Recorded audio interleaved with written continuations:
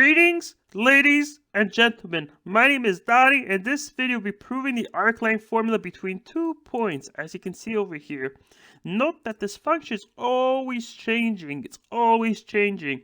And to solve for this, proving this formula, we gotta divide it and break it up to smaller parts. We can approximate it by infinitely small right-angled triangles, as you can see over here. Now, the portion of contact would be the DL, and we're gonna have many of these DLs, and we gotta sum all these triangles, which is gonna be an integral, and that's how we prove the formula. The next step is by assigning dy on the right hand side over here and dx on the bottom, because they're represented by the x. Now we're gonna use Pythagoras, because due to this we have a right angle triangle over here. So we're gonna apply Pythagoras. We're gonna do the necessary substitutions. We square root on this side. This gets cancelled out, and we're left with DL.